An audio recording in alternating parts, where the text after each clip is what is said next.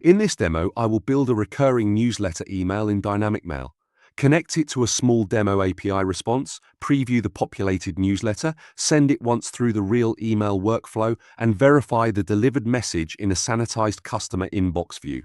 The example is a monthly retention newsletter for a small business or customer community. It uses synthetic data only: subscriber name, issue title, month intro text, 2 update stories, an event, an offer, a call to action, and a preferences link. I start by confirming the public demo endpoint. The endpoint is called newsletter monthly update, and it returns a static JSON response with exactly the fields the template will need.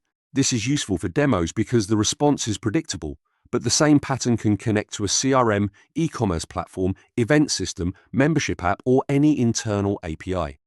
Next, I open the DynamicMail workspace and choose Create New Letter. The workflow is set to email mode with email HTML delivery, because this newsletter should arrive directly in the subscriber inbox as an HTML email. Now I create the newsletter template. The layout starts with the issue title and month, then an intro paragraph for the subscriber. Below that are 2 update blocks with links, an event section with a reservation link, an offer section with a campaign code and expiry date, and a clear call to action button. The important part is that all of these values are dynamic fields, not hard-coded final copy. DynamicMail detects the fields from the template, so the editor can show the placeholders that need values. For this example, the fields include subscriber name, issue title, intro, update titles and bodies, update links, event title and date, offer code, offer expiry, CTA label, CTA URL, and preferences URL. Then I connect the template to the demo API endpoint through the scenario endpoint modal. I set the endpoint URL, choose POST, define the response schema, and run the endpoint test. The test response proves that DynamicMail can retrieve the JSON payload before the email is sent. After the endpoint test passes, I populate the newsletter fields and review the HTML preview. This is the customer-facing version of the email. It shows July workflow briefing, the subscriber name Alex Rivera, the 2 update cards, the live workflow event, the newsletter setup offer, and the plan your next newsletter call to action.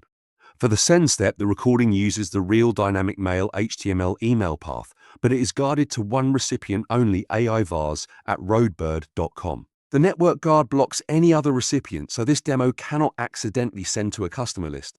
Once the send completes, I verify the delivered email in Gmail. The public video does not show the raw Gmail interface. Instead, it shows a sanitized inbox viewer with the delivered newsletter content. Raw Gmail identifiers, account Chrome, unrelated mailbox data, and tokenized unsubscribe links are removed from the demo assets.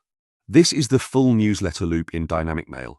Create the reusable HTML email, connect an API response, test the data source, populate the dynamic fields, preview the exact customer-facing message, send through the guarded workflow, and verify what arrived in the inbox.